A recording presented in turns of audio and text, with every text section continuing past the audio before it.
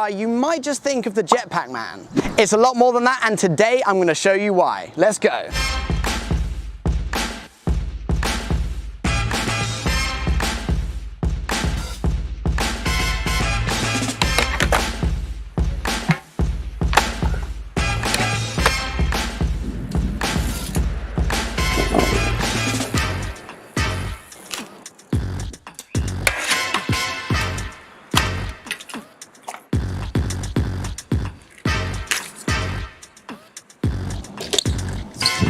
If he can do it, so can you.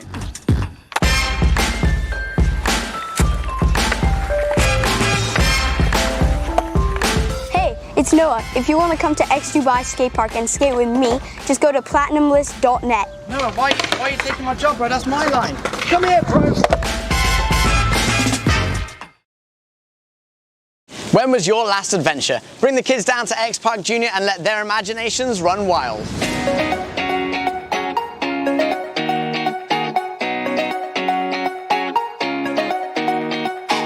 Edutainment, education by entertainment. That's what X Park Junior is all about.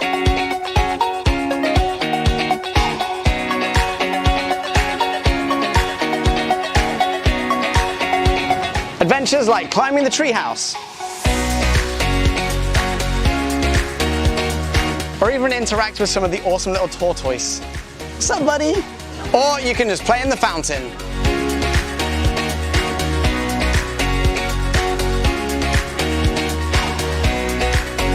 Or even pet some baby ducklings. Here you go. Check out platinumlist.net because we've got amazing deals for you. Hey, it's Joe Mango. Today I'm so excited. I'm down at IMG Worlds of Adventure. I feel like a kid in a candy store. Let's go explore.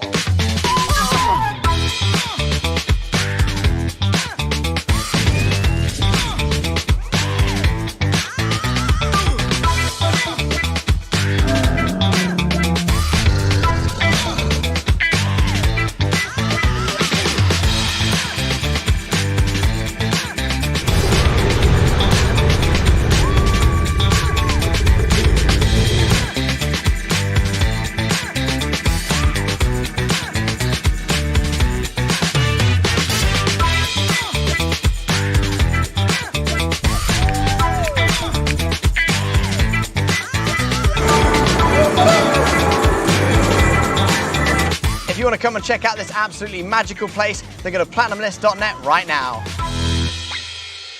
And welcome to Sporting Jibberish. I'm Stu Booth. And I'm Jack Luffman.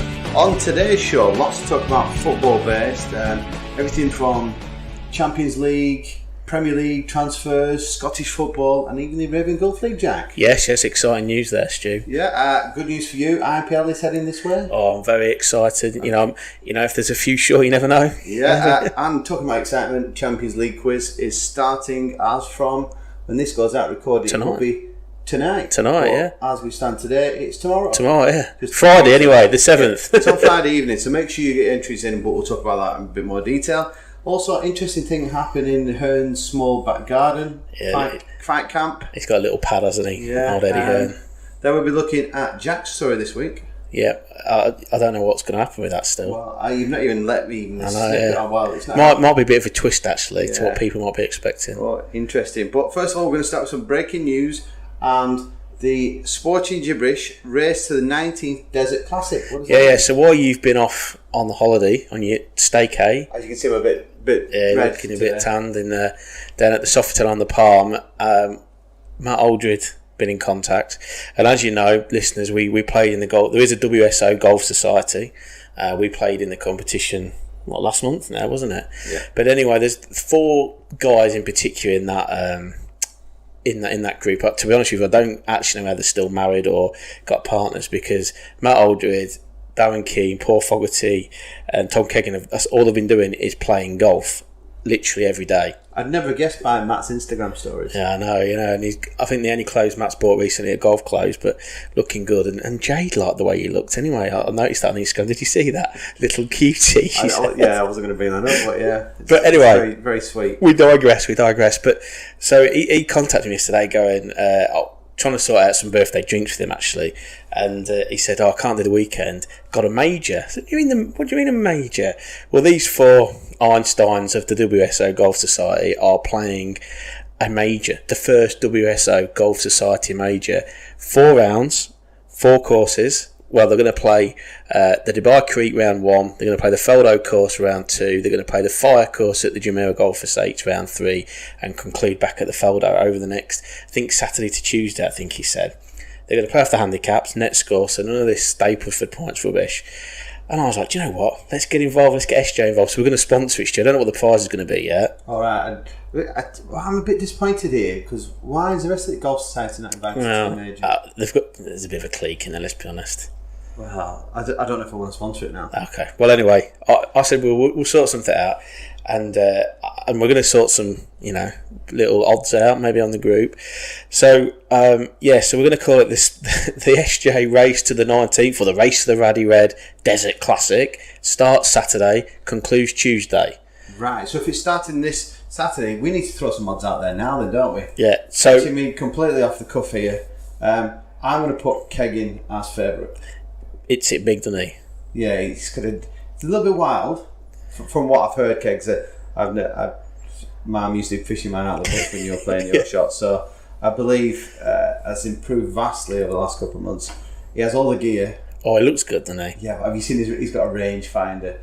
He turned up to par 3, 9 holes with a rangefinder. I was like, you are busy, mate. Even with my bad mince pies, I can see how far it is from where we are. Yeah. I don't know. Like, they've obviously all been playing well. I think favourite, I'll go with Paul Fogarty. He's been working so hard, and he's just a grafter, and he'll be focused. Yeah. The other 3 will be. My biggest issue with Fogs is his temperament. Ooh. One bad swing, and then the old golf clubs go. But you've given Matt a bit of stick actually over the last couple of weeks. Well, actually, most weeks on this podcast, to be fair. Matt, I'm going to back you here. Outside chance. I've had a bit of a chat with him over WhatsApp and said to him, 4 rounds is a marathon, not a sprint. You can't miss the cut because they're all going to play all 4 rounds anyway. He's off the highest handicap, I believe, so he's going to play off whatever you're going to play off. I think Keggs and Fogg's off 17, so he's off the highest handicap. And I just think if he can play well, Matty, he can spring a surprise. Right. Well, I'm going to put my prediction there now. I'm going to go Keggs first. And I'll be nice to Matty. I'm going to get him in second. I think Fogs is going to fall apart. He'll finish third. And Keane will still probably be on the first round of golf while the rest are on the fourth. It's a bit harsh, Davin. That it's a bit from the Golf Society chairman. Yeah. Well, if I was serious about golf and I was concerned about being allowed back in, I might have picked him as first. I don't think I'm going to get invited back anytime soon. Anyway, I'm going to go Fogs, Matty, Keggs, and Darren, but all very close. I'll be diplomatic. Very, very close. Yeah. Very close affairs. So, but yeah, good luck with that, and we'll let you know what the prize is. I mean, I don't know. We've got some face masks somewhere. Could be a hat. Could be hats. For those that are listening to podcasts, you're like, what on earth are they doing? But if you're watching us on YouTube, we've got some 2 camera angles. We've got some merch, and I think we've got a little helper setting up a merchandise website as well, haven't we? Yeah, Bella is on it at the moment. Okay, but so yeah, good luck, guys, and we'll keep everybody updated. So is it the next 4 Saturdays? Or No, the next 4 days. So they're going to play Saturday, Sunday, Monday, Tuesday. I mean, it's red hot as well. So we will have a result here this time next week. Yeah. And maybe what we might do is try and catch up with them. I'm away, but maybe we could catch up with them off Tuesday, or maybe Teachers' Night on Wednesday at the Raddy Red or something. Possibly, that could be your prize. Some free drinks. Yeah, we'll get you 3 free drinks in the Raddy Red, guys. We're talking about Raddy Red. yes. Champions League quiz. Right, so at the moment, the interest is starting to build slowly. Competition starts tonight, or I'll just say Friday night. Yeah, Friday night, yeah. Friday night, all you need to do is click on the link, and then it's self-explanatory. You pick what score it's going to be, who goes through. 5 points if you get the score correct, 10 points if you get the team correct, and tiebreaker is what minute will the first goal go in the final. So I've actually had a go. Colin, yeah, I've had a go, I think. Well, yeah, my prediction is going to be Barcelona versus Paris Saint-Germain in the final. I can't remember what mine was. I think mine was Paris Saint-Germain, Man City, I think. But does that work? Yes, Man City in the top half of the draw. I think it's Man City, it's Manchester City, Real Madrid, Juventus, Atalanta, no, they're in the bottom half. Paris Saint-Germain at the bottom half of the draw. If I've done it correctly, You have. I think It does work, and the link does work. Everybody out there asking right now, links. Yes, the links do work. But yeah, as far as I'm aware, I actually have. He has it in front of him there. Right here, Jack. So it is Real Madrid, Man City, Lyon, Juve, top half of the draw, with Napoli, Barcelona, Chelsea, Bayern. That will go into that semi-final from there. And the bottom half is Leipzig, Atletico Madrid, Atalanta, and Paris Saint-Germain. So I've got Barcelona to make it through. Top half of the door is nasty. Yeah, I think I've got I just fancy Man City. I just think they might have got the bit between the teeth. Yeah, I don't think they're going to fall apart against Real Madrid on. Yeah, you said that all along, haven't you? I think Real Madrid will be on a high. But interestingly, before we move on to later on in the topic about stuff, Bale's been left out again. I know. And I read something yesterday that it was an interview that he gave after the Champions League final, which he basically won them against beat Liverpool, and he came on and won it for them. And I think he said in his post-match interview there, other than the first few games of the season, he was unfit, but he's been brilliant. Feels in his bit part in the end. With another 2 seasons after that now, and he's got to move. I noticed there's a lot of pundits are saying that he's man-made for Spurs, but I just don't know. I don't know whether he just likes the lifestyle. Yeah, the strange thing is while we're talking about Bale, is that Bale's been on the radar for a lot of teams, but at the moment there's nobody in the Premiership or around the world talking about Bale moving anywhere at the moment. So if you look on whatever forums and websites you check for transfers, Bale's not being mentioned. Which is bizarre. I mean, it'll be his wages, I'm assuming, because any side in the top half of that league will take him. He's absolutely class, and I agree with. We might bring up Jamie O'Hara later on in the chat, but I certainly do agree with him from TalkSport the other day that he talks about that. If it was him moving, I think the move to Tottenham would be better because he's got a man-made fan group and things like that already that would love him there. The Spurs fans would love him. But interesting enough, forget clubs. If you're a Wales fan, if you're Ryan Giggs, you want him moving and playing football, don't you? Whether that is in the world, whether that's even if they came over here to play, or surely, because let's be honest, Wales are not a team without Gareth Bale in it. Oh, they're a one-man team without a shadow. They've got some other decent players in there, but there's your only real class player who's going to win your game. Yeah. But the funny thing is you talk about Gareth Bale going back to Spurs. I don't think that'd be a good move. I think going back is such a hard thing to do. It is difficult, yeah. And he's at the end of his career now. And like you're saying, it's a lot of money for his wages. Would he suit Mourinho's style of play? Very played for him before, though, hasn't he? Yeah, I'm not. I think if I was Gareth Bale, I'd be looking at maybe a move somewhere. Oh, side in red? Italy's a nice. I wouldn't take him at Liverpool. Because he just sit on the bench for us. You would think that maybe if he's going to move somewhere in Italy, Inter, Juve, Paris Saint-Germain, maybe in France. You'd have to go for one of the big clubs. But it's interesting. It'll be interesting to see what happens. And while we're on European football, let's say, before you go on to the other stuff, have you seen what's happened to Tottenham? No, what's happened? So because of Arsenal, they've got to qualify. So their season Europa League starts like next week or something stupid. You're going to do a Wolves and I'm start playing. Yeah, you've got to play because Arsenal won it. So now we're the lowest ranked qualifying team. Yeah. So Jose's got his. It's a quick turnaround. He's got his job. He's got to work hard to win it, hasn't he? Because he said he'll try and win it. Yeah. Well, we'll talk about transfers later because Tottenham come on my list, but that'd be interesting, especially with having Tottenham having to start. But all in all, Champions League starts on Friday. It's a quick turnaround, 2 weeks, full competition done. It's a bit like a mini World Cup. It's interesting whether it could be a way forward potentially at this stage. Yeah, I like the thought process of it. I did find it strange. Well, I agree. The one legs is an interesting time when it gets to the quarters and the semis.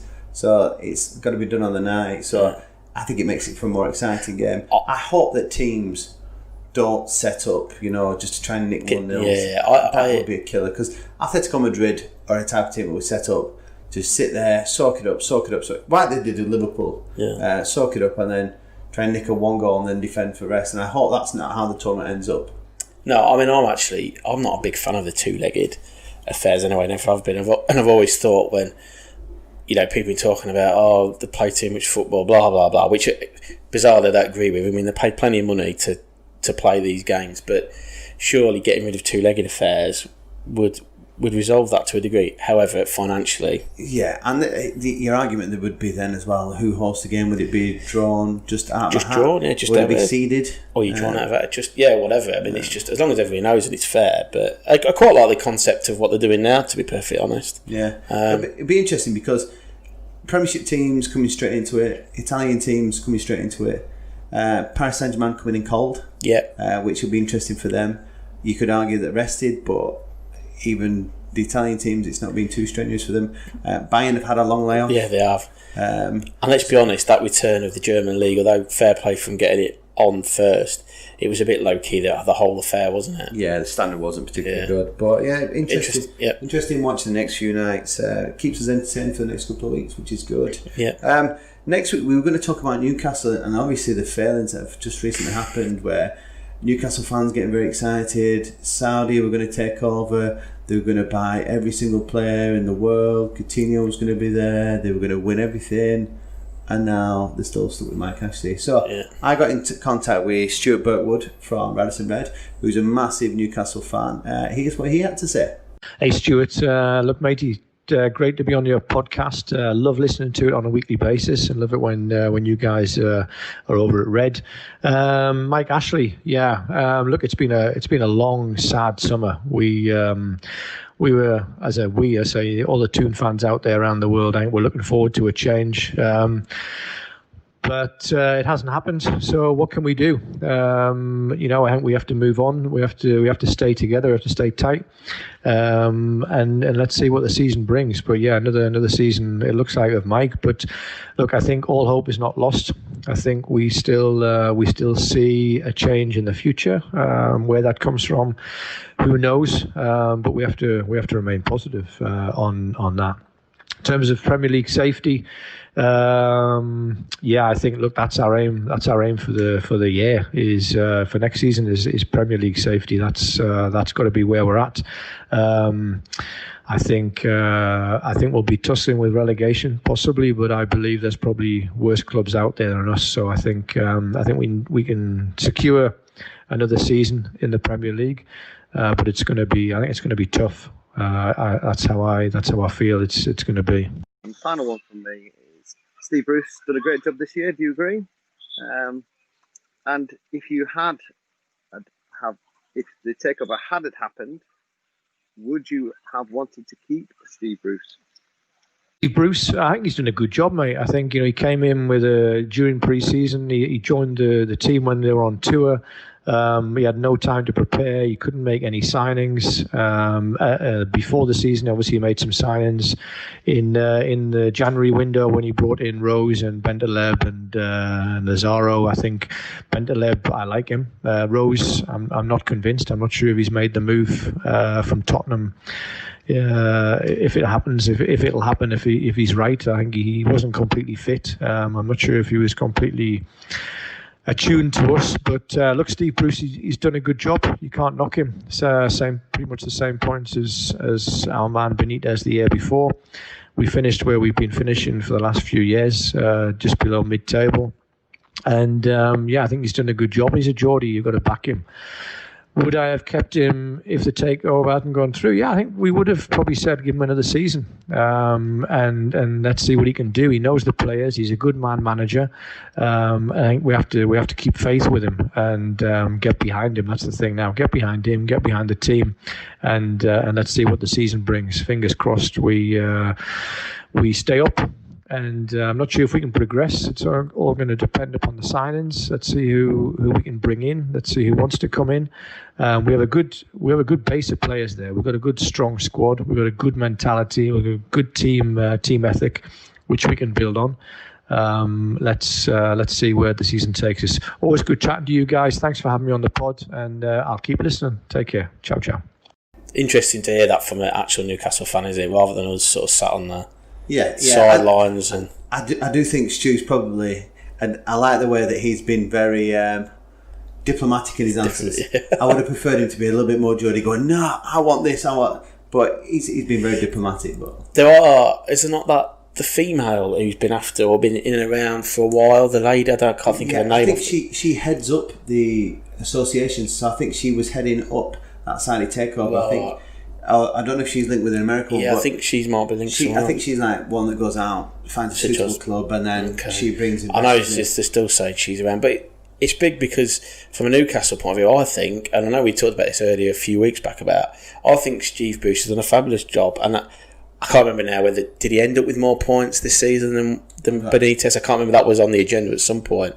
Yet, Newcastle fans love Rafa, yet they're still out there about Steve Bruce, and I just think that they've done well, and they've got some great footballers for me. Yeah, I really like Maxi. And I like John J. Shelby. I know that he may still have some issues with his temperament, although Bruce has made him captain this year, and he seems to calm that down. I just think of English footballers who play in the middle of midfield as a traditional centre midfield player, he's the best. Well, he's the best. He's the best person, like a quarterback, isn't he? Yeah. He can literally get the football. ball and he can ping it left, right and centre. Yeah. I agree with that. I think Almiron's been much better this year. Definitely. And if he starts adding a few goals to his game, he will be... Which he did, to be fair. Yeah, he started picking up a few goals towards the end of the season. So I think Almiron's going to be one to have a look at for fantasy football next year. Yeah. But yeah, Stuart actually agreed, said Bruce has done a really good job. And he's a Geordie boy, which again Stuart mentioned. So I'm a bit surprised Newcastle were a bit sceptic, or the fans were a bit sceptic of Bruce to start with. But yeah, fingers crossed he gets given. But there's no doubt that you need, or as a Newcastle fan, I'm pretty sure, although Stuart was diplomatic, I'm pretty sure there's plenty of people out there who want rid of Ashley, and is anybody out there going to take over? Who's got the money to do it? Because it's all right taking over, but then you've got to have the money to play into transfers and things. I think it's 300 million to take over. Then you're talking about investments in facilities, upkeep of the club. You're talking billionaires need to start looking at football clubs now. It's not really in my remit at the minute then. No, even though you're doing alright at work, you're not doing that well. No, definitely not. The biggest, what is it called? The most expensive game of football. Richest game of football, 130 odd million, I think. Is that what it's worth? And it had to be the worst game of football. I did. To be fair, I was watching the cricket and then flicking through to that, but following it online, and what everybody was saying online, whether it was pundits, and this is a dreadful game. Yeah, that was played as a game where both teams set up not to lose. Yeah. I get Scott Parker, hat off, great turnaround, fantastic. But Brentford play the football we've been playing all season, flowing, attacking football, go at teams, have a pop at them. You've been one of the top goal scorers of the season. Yeah. Why be so defensive and uptight? Ollie Watkins has been on fire this year. Yeah. Go for it. What's his name? Berami as well. Plays at middle. He's a player. He's on the transfer rumours. I've read that today. He's a player. This boy can play. You know what? Get it to him. Get Watkins in running behind, and let's feed him. Yeah. But a bit disappointing. But fullback has come up with a pearl of a Did you see the tactic? Have you ever seen the thing that Scott Parker said? No, I've not seen that one. So the goal, he whips it in from a while back, and I didn't see it at the time, obviously, as I said, but I've seen the clip since, and Parker and the fullback. So basically, they get the free kick, and Parker pulls him to the side of the touchline and passes off. I'm pretending I'm doing a tactical, so he's got the old Glenn Hoddle. If you watch on YouTube, he's doing all this kind of stuff. And actually, what he was saying to him was, look, don't forget what we've been talking about. Apparently what they've been talking about is the Brentford keeper, I don't know his name. Comes out a lot for... His starting point is what they call aggressive. And they'd been Parker and his coaching staff had noticed this, so he was just kind of reminding, was it Brian, the fullback, Yes, Brian. Saying that thing, and so it was absolutely deliberate. And now, I didn't see it live, and I saw some people saying the goalkeeper's fault. Well, let's see it again. I'm not too sure his footwork's not brilliant, but I think give the lad some credit. What a whip! And as it bounces, it goes in. It's like the Gary McAllister one, Liverpool years ago. Yeah. Where McAllister sees the goalkeeper in a very similar, aggressive coming out position, but makes it bounce off the turf. Once it hits that turf, it shoots off. And that's what's done him more than anything. Keepers can't get across. But it's that you take two steps one way, thinking you're going to go that way, and the ball. And let's be honest, he's had that aggressive. Let's use the terminology. Goalkeeping position all season has probably not been done like that. Yeah. He's not going to think twice about it. I just think fair play. And I think you've got to give a lot of credit to Brian, because I've been in that position before. I've seen a goalkeeper come out, and I thought about it, and in my head I've gone, if I mess this up, I've just wasted an opportunity to put a ball in the box, which is a creative opportunity which might get us a goal. So every credit to Parker, every credit to Brian, having a go and executing at the same time. Yeah, I agree. And back to just Brentford, it's a shame, isn't it? Because arguably, once it got real that they could have possibly go up automatically, they began to choke a bit, and then they managed. And I actually thought once they got through the semi, because I thought they'd lose in the semi-final, just because of momentum and things like that. I thought, you know what, they'll probably do Fulham because of what you just said. They'll play some. He seems quite pragmatic, the manager, and the forward is certainly their strength. And what worries me now with clubs like that is you talk about the two front two already on the radars of Premiership clubs. Brentford can't afford, if somebody comes in, Liverpool come in, Spurs come in, Man United come in, 15 million for the strike, they can't afford to say no, can they? No. And then all of a sudden you've got to rebuild, and of course the manager's going to be high on people's agendas, isn't he? You know, there's already talking of could he be at Watford? I know it'd be the same league, but with Fulham, it's unusual, isn't it, for Fulham to bounce straight back, and West Brom as well. So I think Watford will be looking to do that. So it's new ground as well at Brentford. Yeah. So interesting times. Did you notice what kit they played in before we move on? No. So they played in blue. Now, Brentford played in blue, yeah, and red and white. Yeah, because it was some, and forgive me, if 100th, 150th, 75th, or some anniversary of the club, and apparently they were the original colours, like a navy and white. So we did blaming them. But as a Brentford fan, biggest game in the club's history now, and you go away from what everybody seemed. Don't know, just a little thing. But You'll be like Man United grey kits next, won't you? Yeah. You've got to look good, pal. Yeah, right. While we're on talking about Championship, interesting news about Wigan and Sheffield Wednesday. I just think that English Football League needs to hang its head in shame. This is an absolute disgrace. Wigan relegated, docked 12 points, which there's question marks over if English Football Association should have done more to protect them. Yeah. Which I get that completely, but they've broke the rules. They've had the top 12 points docked. Sheffield Wednesday broke the rules November, and have since had a ruling which says that next year they will start with a 12-point deduction. How is that even possible? And you know what? I've read all the articles that appeared on the main news sports sites and things like that, and I've also done a bit further reading.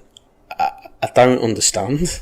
I don't understand the difference, and I might be being stupid, probably are, but I don't understand the difference. And like you say, you know, Sheffield Wednesday, they were charged with this back in November, December time, and then they were hearing in January, which incidentally was very low key. Now I don't know whether it was because of COVID and all that, they went under the radar a little bit. I'm not quite sure, but I don't understand. And you're right, it's a disgrace. I don't know what's happened with Derby because they've been done for something similar. Yeah, and nothing's come. Where's the wage cap or the profit margin thing? Was there? They again went through the same thing. I think they did exactly the same thing. They sold the ground, which then that's what they own. They sold the ground to the chairman on a different type of contract, which then meant that there were irregularities with the money.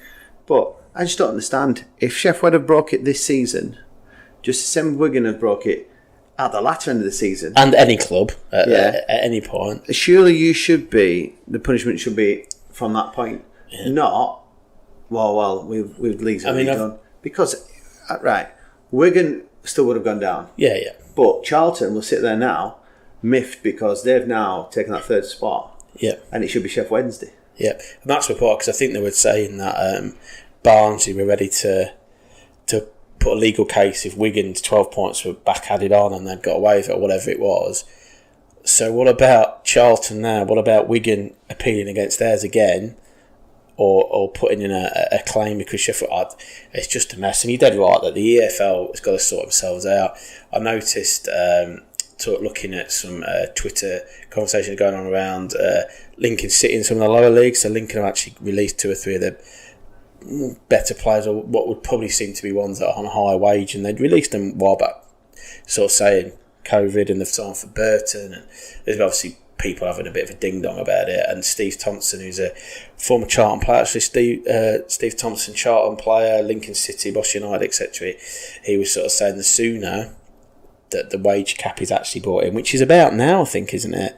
The better, because, and then everything's got to be black and white, hasn't it? When you come to laws of games or laws of administration, it has to be black and white. You can't have grey areas. Yeah, and that's the problem, is when there are grey areas, people try and exploit them, some will get away, some don't, and then people ask about consistencies. But that is, I mean, if you're a Latics fan or you're a Wednesday fan on Owls, let us know what you think because, well, one's escaped, one hasn't. Yeah, I mean, my brother's a Wednesday fan.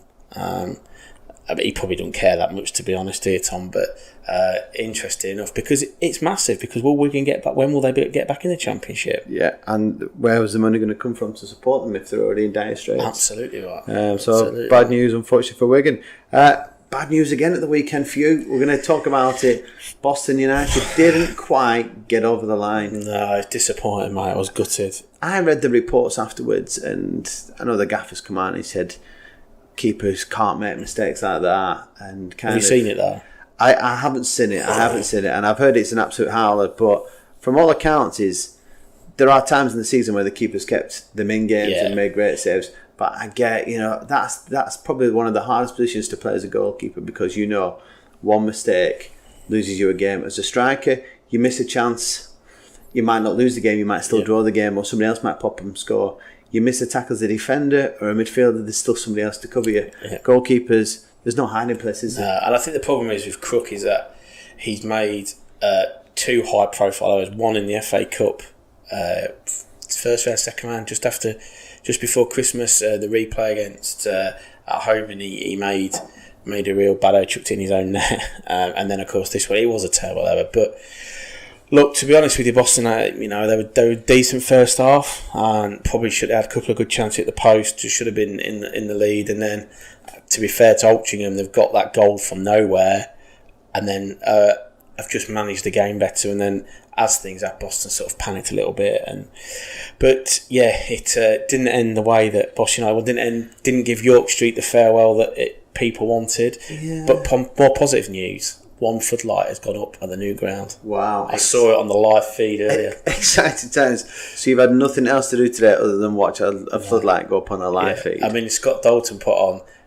This is sexy. I mean, I'm not going as far as that, Scott, but so didn't end as well. But the only way's up. I think he's managed to keep hold of the majority of the players from this year. A couple have left, but obviously the main aim I suggest will be to try and get automatic next year and win the league. But good luck. We shall see. Yeah, good luck. The Pilgrims, as Jack would say, the original Pilgrims, the original Boston. Come on. Scottish football started. Yeah, Rangers. I watched that actually. Good result. Yeah. Good result. Very, very difficult first game away to Aberdeen. I'm going to throw this out there now. No crowds are going to have an impact? Yeah, well, it's interesting. I actually watched that game. There's nothing else going on, and you were away, so I had no mates. And the wife was watching something rubbish on whatever she was watching. So I actually watched it, and I actually watched the build-up on Sky. And McCoy's was on there, Fletcher, I can't think who the other fellow was, but McCoy's in particular was saying that he hated going to play Pittodrie. At Aberdeen because he said the crowds were awful to you as a Rangers fan, and he was saying that obviously they won't get that today, so maybe it was a little bit easier. I don't know. Well, I want to throw this out there. I want to say that Celtic and Rangers are going to walk away with it completely up until the point where crowds are allowed back in, because if there's anything about Scottish football that I've known through friends who are Scottish fans, is that the intensity of the games on match day, where they go to the grounds and they make it as hostile as possible, will have an impact on the players. And the fact that there is no fans there to help G up Aberdeen and help G up Dundee, whoever else is playing, means it's just solely down to the 11v11, and Rangers and Celtic are hands down better than everybody else. Yeah, so it's a good result, and Celtic won. So it is. Yeah, I agree. It's going to be between those two. But interesting enough, I don't know if you picked up on this at any point, Stu, while you were away. But on TalkSport, and then it flew around that O'Hara and Ali McCoy had a bit of a ding dong about. Yeah, you sent it me over. I did read it. So, and I kind of see both sides of the argument. This is what I think. Rangers are clearly a bigger club than Bournemouth. Yes, clearly a bigger club. A bigger club than a lot of English clubs, to be perfectly frank. If you were to put them in the Premiership, and before anybody starts shouting at me, I'm not talking about ability, I'm talking about the size of the club. They would be in. They're a Premiership club. Definitely. Top 6, top 7, top 8 club, as in supporters base and the size as with Celtic. Yeah. In terms of the bigger job, is it a bigger job to win the league for Rangers, or is it a bigger job to try and get Bournemouth back up? I still think it's a bigger job to to win Rangers the league. I know it's only a 2-horse race, but they've not won it for 10 years or more. Yeah, well, it's 10 years to go for, isn't it? Yeah. So, you know, I get the point. I think what Ho-Ha was saying, I also understand that actually, if Joe was offered the job to get Bournemouth back up, it would be a big job, and it would be a hell of a job to go at, and obviously the lure of Premiership football is on the end of it. But to say it's a bigger job or a bigger club or whatever he's doing is completely wrong, isn't it? Did he not say Rangers were as big a club as Man City?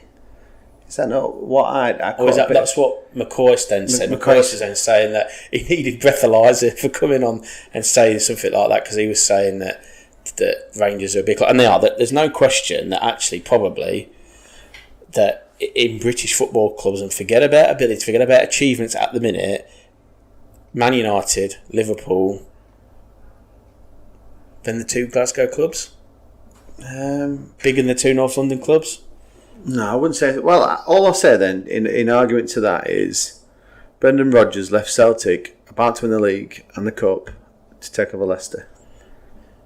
So where does that then put in perspective? Is it because Brendan Rodgers wanted a challenge? Yeah. Or did he think that Leicester was a big as club as Celtic that he could see progressing and making? There's no argument that fan base and supporter base, they are big clubs. If you're talking about ability, I'd say the mid-table at best. Yeah. At best. I think Rangers would fight relegation fight. Celtic would be mid-table. But with the potential to be better, because they've probably got more money in the others, and I think when you look at it in European terms, is that Celtic's aim is to get into the group stages and then see where it goes from there. They're never going to qualify. Rangers is to try and get into the group stages, if not do well, and get out of the group stage of the Europa League. He's done okay the Europa League. Yeah. They'll probably go out tonight. Bayern Leverkusen tonight. But Celtic on any given day, like they beat Barcelona at home, didn't they, a few years ago? I don't know. It's interesting. Join us. See what you think. It is difficult. They're massive clubs, aren't they? Massive clubs in their country, which I don't know if that gives us a slightly skew view, because there's so many Celtic fans out there because they're Scottish, and there's only really 2 big clubs to support. Yeah. Meanwhile, maybe in England we're a little bit more diluted, because you basically support everybody apart from Man United. You support the team in your area. Yeah. Everybody in London supports Man United. I don't know. I still think that Rangers and Celtic, in terms of size of clubs and achievements in the past, I think they're definitely in the top 6, top 8 in Britain. Yeah, I'd maybe say top 8 for me. Top 8. But yeah, I don't know whether Gerrard. I just think Gerrard's man-made to come to Liverpool when Klopp calls it a day. I think that's. I would go as far as to say, Stu, that's already a done deal. I'm saying unless Gerrard does something well with Rangers, I don't want him at Liverpool. Oh, did you hit Liverpool fans? Listen, and he's an absolute Gerrard fan as well. No, I absolutely love Gerrard. I've grown up watching Gerrard and idolise him. But at the end of the day, Gerrard is a legend as a player, but he needs to prove himself. It's I don't know. It's like going from Klopp being like one of the best managers in the world to going to somebody that's at the moment not proving himself. And that's interesting. Is it? Why is he not proving himself? Would it, if he wins the league at Rangers, is that enough? I would say that Gerrard needs to win the league at Rangers and then go and do something with somebody else. Oh, there you go. So I would say 8 to 10 years, Gerrard. And that's the standard of Scottish football more than Rangers as a football club, isn't it? Yeah. Right. Although there's pressures, before we move on, there is pressures at those clubs, which you probably wouldn't get at, I don't know, mid-table club, Southampton, somewhere like that. It's a goldfish ball, isn't it? Oh, massive. Scottish football is goldfish ball. Huge. Right, transfers. So, okay. Jack, I want to start off with a question. You've mentioned this before on the podcast. You've spoken to me about this. You think that there's not going to be many transfers this window? Yeah, twofold thing. First of all, and I knew it never happened, and I'll say it again, I said it before, is that I think there should have been a ban on transfers during this period. And I think yesterday's announcement that Arsenal, in one breath, they're offering a 3-year deal plus an option of an extra year at 100 and something thousand a week for Willian, who's 30 odd years old or whatever it is. And in the next press statement, they're saying they can't afford it, they're making 55 people redundant.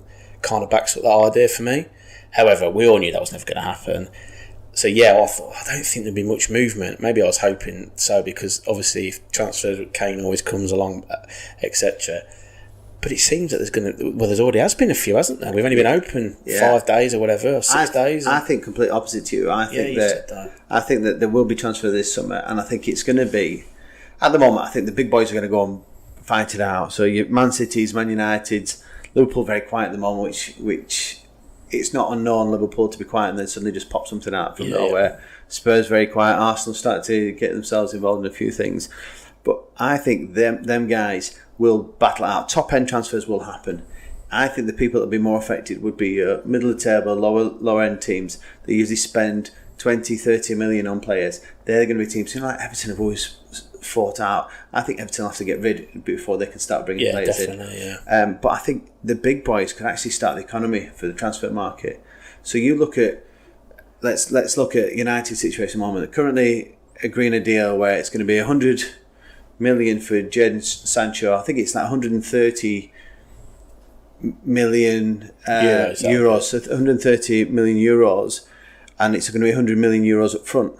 Right, yeah. From that, Dortmund will then start to use that money. They've already spent some on Bellingham, haven't they? So Birmingham are going to receive a chunk of that money. They'll then start investing, and then what will happen is, in turn for that, Birmingham will then have a pot of money, and they'll start to then recruit. And so I think it's going to be down to the big boys to kickstart the football transfer economy in that and you actually said a few weeks back that if that happened, you think that any percentage of what the big boys spend on a Premiership side spend should be filtered down all the way to the lower leagues. Yeah. So obviously the biggest fear is that lots of the people lower league, non-league, are going to go out of business. So, for example, very quick, I've noticed this morning as I was reading around that Droylsden from the Northern Premier have resigned from the league and all cup competitions. Wow. Because they can't afford it. I think they're still going to run as a, I don't know, Saturday morning footy team, I don't know. Yeah, but you could just try and ride it out until COVID's back. But we don't want that happening to... No. We don't want that happening to any club. So I think, your idea that you spoke about a few weeks back would be good. Again, never going to happen. No, but I think what the best we can look for at the moment is that Chelsea spending big, United are about to spend big, City have already started spending big. What you're hoping from is that the next team then uses that money to buy players, and then what that will happen is that will filter down and down and down, and then unfortunately, like the likes of Lincoln will sell their best players, but won't be able to replace them. Yeah. But at least then it keeps them alive for another season. Yeah, they've got some football, and probably fans need to just take a bit of a realistic view of those guys who are supporting clubs in League 1, League 2, Conference, even some of the Champions. Just say, actually, if we can just not get relegated this year and we're keep our heads above water financially, that'll be a good season. Yeah, I think it'd be interesting for the loan markets. Loan markets, I think, will be quite heavy. And a cup run becomes important then. Oh, massively, especially the FA Cup. It's worth so much. But also just while we're talking here, just light bulb moment is that could this be the year that we get to blood more young English players? Yeah. That we send them off to the Championship and the League One, and they get more game time because the Championship have had to sell their better players to some of the Premiership teams that are struggling. And that money is used to keep them going. So then they start introducing. So this, let's imagine Nico Williams wasn't as good as he was, but then he goes to Preston North End and he gets a full season playing there. And I know Williams, that would benefit Wales, but is there not other English players out there that could do with that? Dead same. I mean, Tottenham have done that with Parrott already. He signed a loan deal at Millwall, again Irish, but and there's talk of potentially Oliver Skipp going, who Mourinho really rates. Yeah. Has already said he's future captain of the club, but obviously feels he's not quite ready to be first choice. And obviously with Winks in there and other people, they're not. I don't think they'll get rid of Ndombele. They're looking at getting what's his face from Southampton, which I'm not entirely sure of. But I haven't got a problem with that if then Skipp then goes out and, like say, alone, there's talk of him going to Fulham. So even in the Premiership would be beneficial to clubs and potentially England for something like Skipp. Yeah, I think so, and I'm hoping this does help the English football just get a bit more game time. But what I've done is I've gone into some of the clubs and had a look at some of the transfers that are going on at the moment. Some have been confirmed, some are still a little bit wayside. So I'm going to start with Chelsea. For me, Chelsea's biggest issue is a goalkeeper. Yeah. And spent a lot of money on him, didn't they? Yeah, a lot of money for what can only be described as an average keeper. Came highly rated, hasn't stepped up to the mark. When it's come to the big games, he's dropped him and brought in William Caballero, which tells you everything you need to know about Frank's trust in this goalie. Yeah. Supposedly there's a lot of interest for him back in Spain, but Chelsea won't be able to recoup that money. They'll be looking at maybe a third of the price, especially in the current times. But then it's interesting in what Chelsea are buying at the moment or have bought, and the players they're interested in. So I'm going to throw out, they've got Ross Barkley. Yeah. They've got, what's the other? Loftus-Cheek. Loftus-Cheek, Mason Mount, very similar players to each other. And now Hudson-Odoi. Hudson-Odoi more of a winger, but I'm going to sit with them three, and then they're linked with Havertz from Bayern, who is, for me, same as the three lads we've just mentioned. Yeah. So I'm like, right, so he's gone out and bought him. He's bought Hakim, the one I mentioned last week, but obviously he's lost Pedro and he's potentially going to lose Williams, so I'd get that, he'll replace that. They've got Werner as well. Yeah, and they've got Werner, but then they've got Giroud, they've got Abraham, Batshuayi still there. Yeah, you see, I think that... What's Chelsea's formation going to be? One goalkeeper, two defenders, and everybody else plays attack? Yeah, and ironically, I think in the FA Cup final, they need some defenders, because the defender in that game, by both sides really, but particularly Chelsea, was awful. Did you know, and this only came to light the other day, is that they had buy-out clause to get Aki back. Yes, I knew that. They had 72 hours to match the bid that City put in, and then they would buy him back. And they didn't. And for 40 million, I don't think that's bad, is it? Which links, I see you've got Man City written down there, links in. Aki, I'll ask you a question. I think we said before, I rate him. I haven't got an issue with, I think, actually, when we was out the other night, Matt was saying, yeah, but he's been relegated. And you rightly said, don't worry about relegated players. Yeah. I thought Tottenham in for him for a little while, but obviously not, or maybe too much money, whatever it might be. But how does Nathan Aki play with Laporte? Because we've said before, nobody agreed that Laporte disagrees. So that Laporte is their best defender. Yeah. So how do they play together? Because they're both left-footed. Yeah. So we'll move on to Man City now. So basically, right. So we're looking at Man City. Man City bought Aki as well as a couple others, but I don't think when you play, I played many times in centre half, and you end up with two right-footed centre halves. For the majority of the time, anyway. You just go with the. I always say to the centre half, do you feel comfortable on your left? For me, it makes no difference. If he comes on my left foot, I'm going to swing it anyway. These are professional footballers. If he comes on their right foot, they'll swing it. And they'll have enough time. Because you look at the teams now, is the majority of teams, when they play Man City and Liverpool, drop deep. They say, let the centre-halves have it. So it's never going to be, they're going to be under pressure to use that right foot to play a great pass. Everybody sits off them. Yeah. And the chances are they're going to get it and they're going to play it into a centre midfielder who's going to come deep, play it in there, and then they'll swing out to the full-backs. Yeah, I agree with you in terms of that. I don't know. It's just a point. It's just bizarre that I think left foot is not a bit different to right footers though, or is that just a perception? I think it's perception that left footers always strike the ball sweeter, but it's probably correct. But I just think that's another nail in the coffin for John Stones. Yeah, absolutely. Stones or Otamendi, one of them's got to go because they've brought Garcia in as well now. He's been blooded and looks a decent young prospect. I think Stones needs to go. I think that. I know this might be a bit controversial, I guess. I think for all Pep's wonder, and you can't argue with his record, and people might say, yeah, but he goes into clubs that are already man-made, have already got a thing, and he didn't succeed in Man City's first year until he bought, so take that argument. But what he's very good at, he ruins players quickly. He's ruined Joe Hart, and we talked about that the other week wrongly.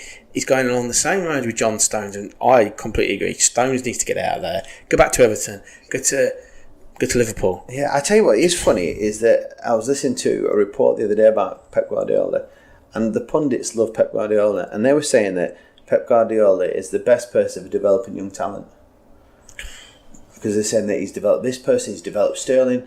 Right, okay, you've talked about 3 or 4 really good players he's developed, but then you've not talked about Joe Hart that ended up leaving the club and is now not playing with anybody. Stones that came with such a high reputation, and even in that programme they build him up on that Amazon documentary, and he's never been able to fulfil. It's big. And the fullbacks have been diabolical, apart from Kyle Walker. Yeah. Every fullback they brought in, Mendy is always injured. Yeah. Zinchenko, whatever's not. He's not good. No. He's not for that level. Interesting. He's big on that. Then he's got a big one, hasn't he, with young Phil Foden, because he's class. Yeah, he's potential wise. He has to play. Yeah, and he says he's going to do, doesn't he? That's why he's not interested in replacing David Silva or anything, because he's got Phil Foden. So they've got 2 other players that they've brought in. They've got this Brazilian wonder kid, which is a strange buy. They bought this lad that's never played a first team match. Yeah, they've bought him and they've sent him back straight to the club on loan. So he's one for the future. I think he's only 17 years old. But Ferreira or Ferran, it's Ferrer Torres. But I always thought it was Fernando. I was like, they've got another Fernando. Yeah, no, but it's not. It's Ferrer Torres. Yeah. supposedly the reports is that they've got him for 20 million, and this kid is brilliant. Yeah. They're saying this kid will just walk straight into the first team. He's left-footed but can use his right. Very, very good at going at people and around people. 20 years old. They're saying straight away he is worth double that. You should have paid more than that for him. And the interesting thing was that Borussia Dortmund wanted him, and they were going to buy him, but they didn't want to buy him until they'd sold Sancho. But Sancho, things gone on too long, that now City have gone in and bought him. But there's also rumours that City paid 20 million, but they've added in a lot of extras to give Valencia more money because they want to keep the relationship between the two clubs sweet.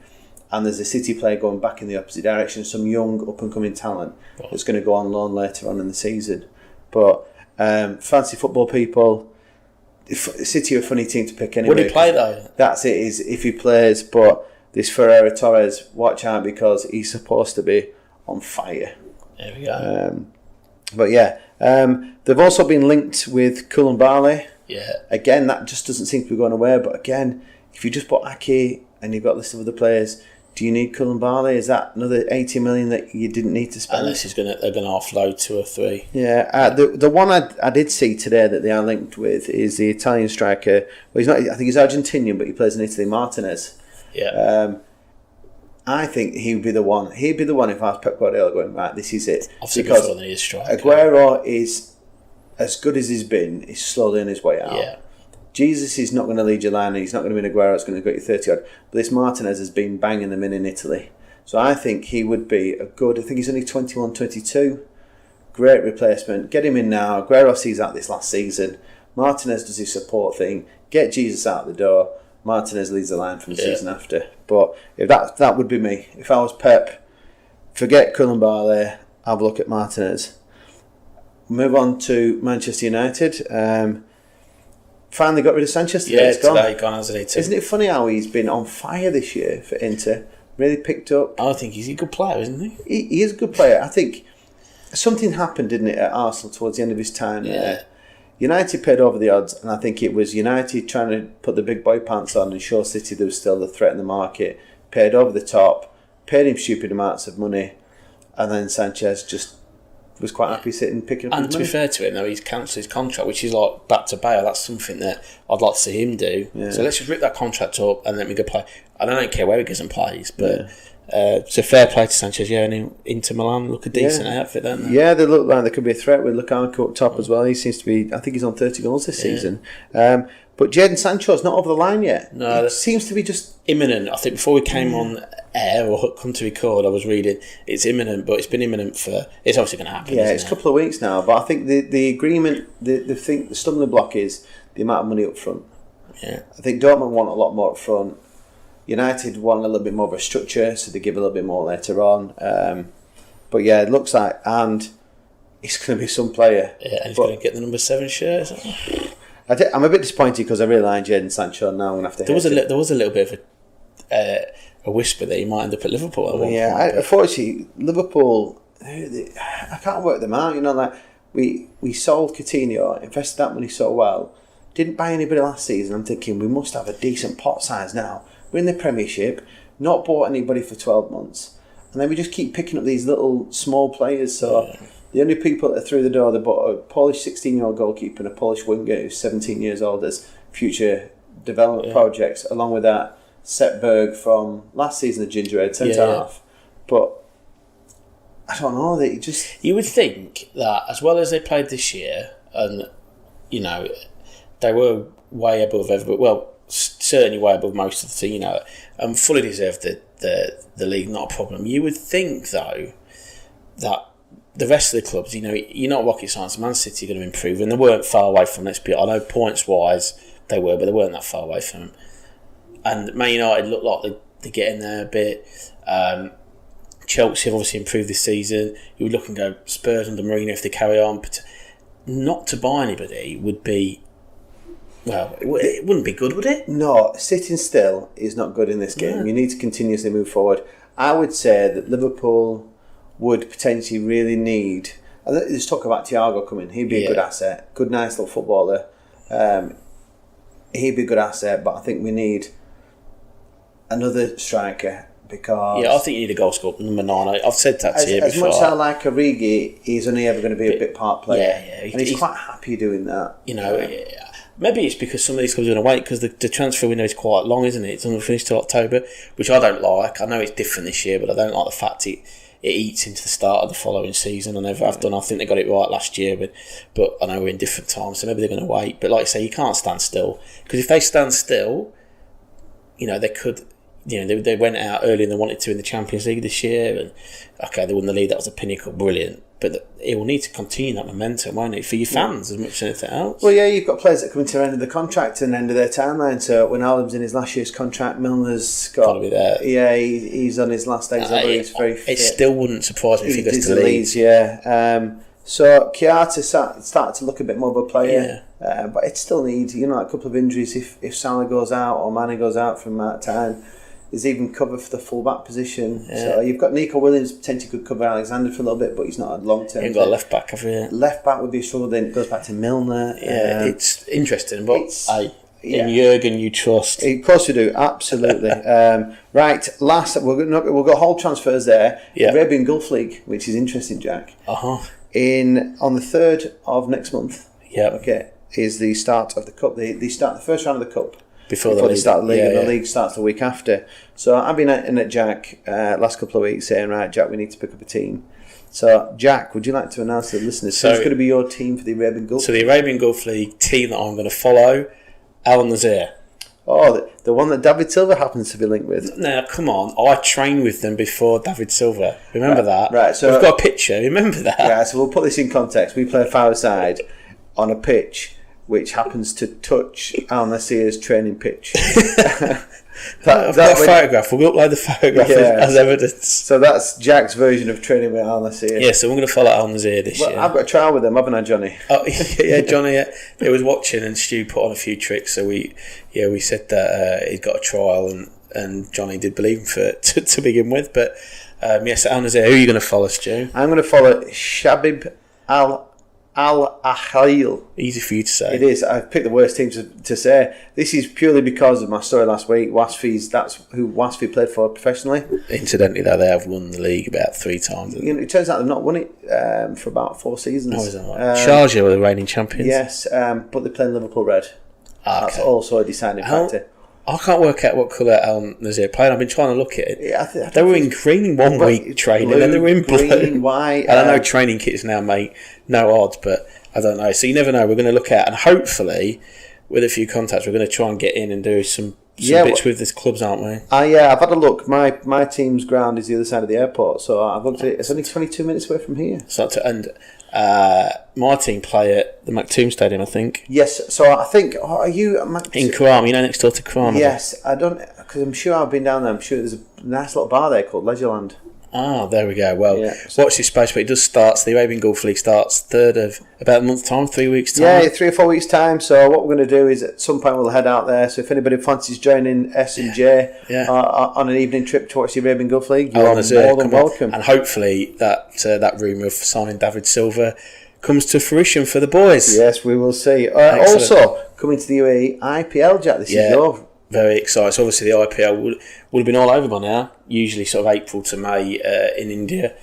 Obviously cancelled, postponed, and out of the blue really. So the ICC World T20 was cancelled. That was meant to take place October, November in Australia. Obviously cancelled.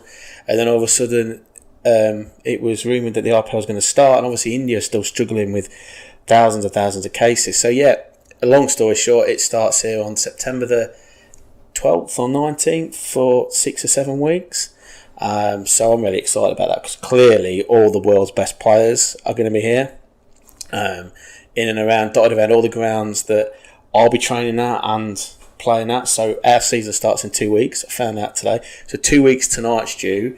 First game at the stadium. Wowzers. So there you go. Does that mean I have to come along and watch? Well, you mean... Maybe I should come along and when he goes out to bat. You could do some live. I'll do some live footage and then it should last all the 2 balls, yeah? Yeah. So remember that story I said about my county debut, So the IPL is really exciting. So, I mean, I'm assuming at this point that it's behind closed doors, but hopefully they might let a few in, and I'll certainly be there, definitely. Yeah. Who's the team we should look out for, or who should we know from back home? So the CSK Chennai Super Kings are the ones who play in all yellow, led by MS Dhoni. So they I think they're the most successful team in IPL history.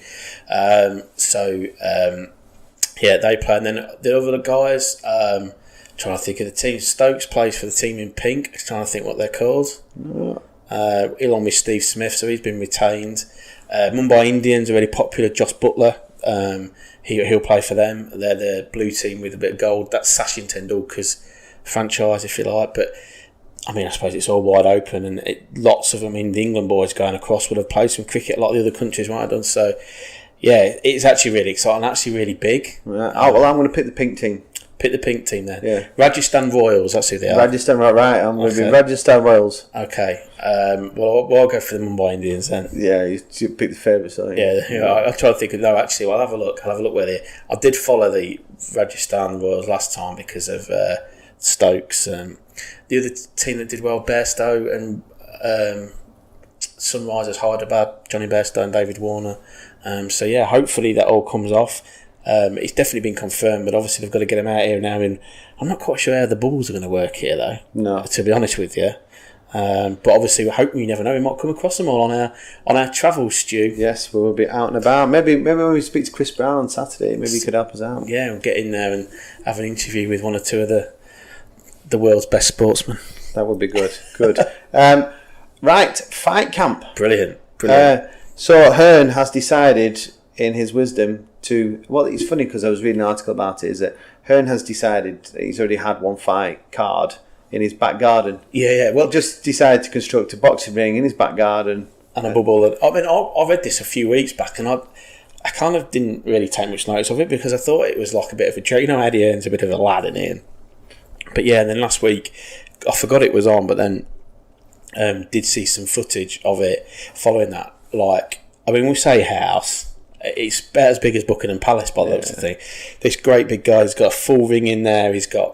But fantastic, to be fair to him, to do it. I don't know it's a money thing, but you say it's a money thing because he's footing them all up, isn't he? Yes, and he's put them in a local hotel. So all the fighters that are involved, for people aren't aware, they have to stay in this hotel throughout the duration of this fight camp, and then they come and fight, and they have to train within a certain area. Yeah. And he's footing the bill for that, and he's actually turned around and said, "Well, I don't know how much it's going to cost me in the long run."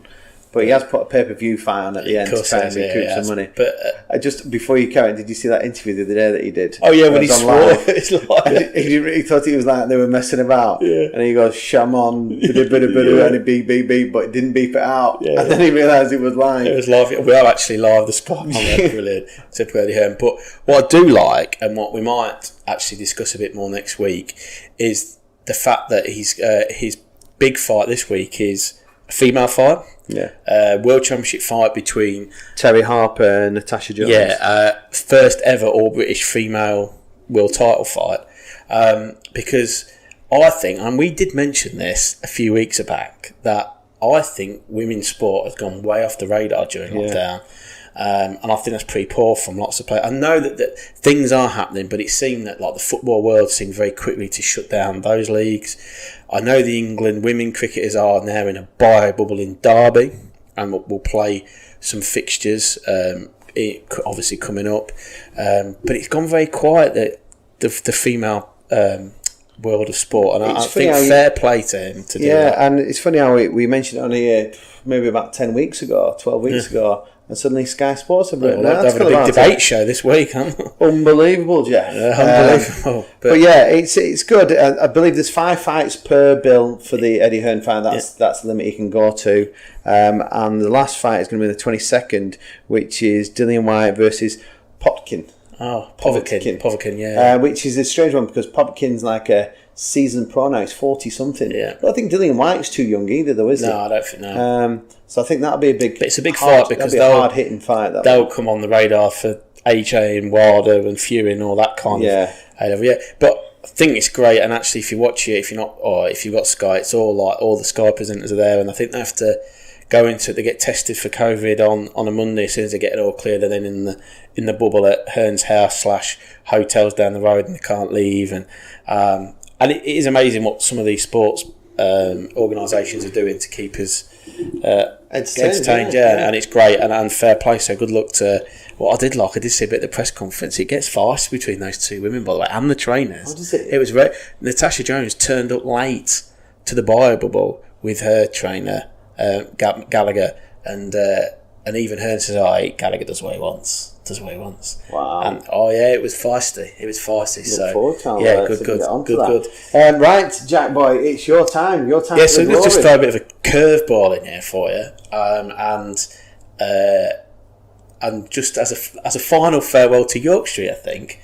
So obviously, Boss United's home ground. Well, when I was a bit younger and a bit fitter, Stu, I did play a little bit of football, and it would have been when I was at university, so playing a lot for the university's second team, third team, so not a bad level. Do a job, as you've seen, defensive. At the same time, my old man was involved at Boss United, and I believe the first team had an FA Cup game. So obviously in those days, it was only 3 subs. So we're talking 99-2000 season. There were only 3 subs usually in a league fixture, but with FA Cup, you could then obviously take 5. So anyway, Dad lost a few players. I think there's a few injuries around. I happened to be back for the weekend, or it might have been just after Christmas, so I might have been home from holiday for uni. 1 or 2 of the academy boys were back home, and so Chris Cook had given them sort of two weeks off, blah, blah, blah. So in essence, he was a bit short on his bench, and he said, do you want to go play on the Saturday for the league side I was playing for, like local league, or would you mind helping me out to sit on the bench? He said, look, I'll come for decent. I did it for like 4 weeks. Anyway, I'd been on the bench a couple of times that I got. He was never really going to use me, and I used to help him out anyway, doing kit and all that kind of stuff. Anyway, they were playing at home at York Street, so I was in the dugout, subs bench, I was like, loving this, and playing against Highcombe, who were a decent side, but physical from Lincoln, nasty team. Anyway, Boston are 5-0 up at half time. And the reserves are 5-0 up, and they're playing some lovely stuff. And Dad says, keep your head, because you know what's coming, you know what's going to come after this barrage of like physicality. Because it was a young side. I mean, what would I then? 20 then, and the captain for the day, Lee Taylor, a good friend of mine, he was my age, 20. So they had a young side. Dad had a young side there, and lo and behold, what happened? So first 5-10 minutes, tackles flying left, right, and centre. And actually, somebody wasn't that old, actually, who was captain for that day. Neil Timbers playing at right back. Now, Neil is, I don't know, must be maybe 5-6 years older than me, maybe a bit more, I don't know, Neil.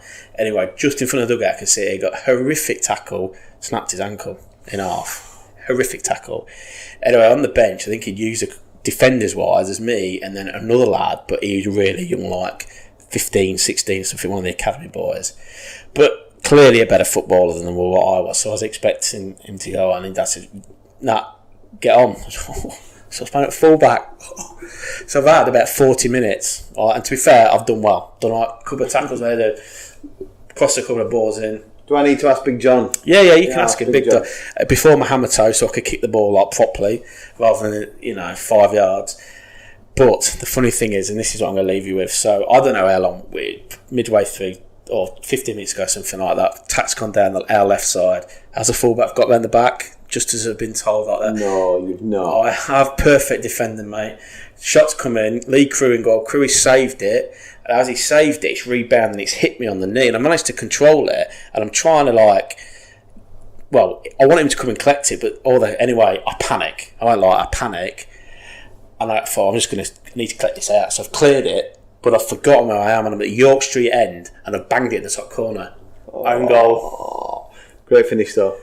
Unbelievable, top bins. So when everybody says, what are your memories of Yorkshire, I scored top corner, pal. Yeah, just don't tell me who it's for. Absolutely right, but there you go. So not a cricket story this week, but a football one just to twist your mind. Excellent, thank you very much for that, Jack. Goodbye York Street. Yes, goodbye York Street on that one. Right, this week we have Platinum List live with Chris Brown on Saturday. So if anybody's interested, log into that one. Jack, first ever live show. I don't know. Anything could happen. Anything could happen, literally. Yeah. We could have one of them unbelievable Jeff moments. Do we need like Chris? I don't know, Jeff. I don't know, Jeff. I don't know. So that's going to be live at the Raddy Red in conjunction with Platinum List. 6 o'clock ish. Yes. UAE time. 6 p.m. UAE time, so 3 p.m. back for you guys back in the UK. And I think that's going to go through Platinum List Live's Facebook, our Facebook should page. Go through, and then hopefully through our YouTube as well. So should be plenty of ways to watch that. And if you don't catch it live, you can always catch. Well, maybe we could be on demand, Stu. Oh my goodness! Oh my. Next, you'll be telling of a pay-per-view. Well, aim high, my friends. Box office. Please get on to our apps, Apple Podcasts and Spotify, and anything else you can rate and review us. Helps us out. So big thanks. Thank you for listening. But at the end of the day, Jack, what do we know?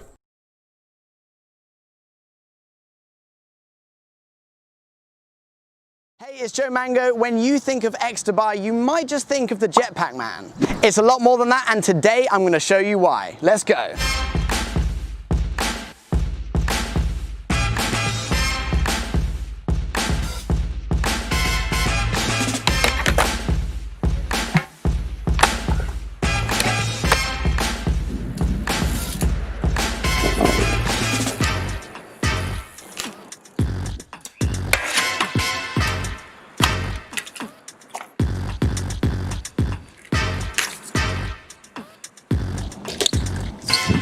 If he can do it, so can you.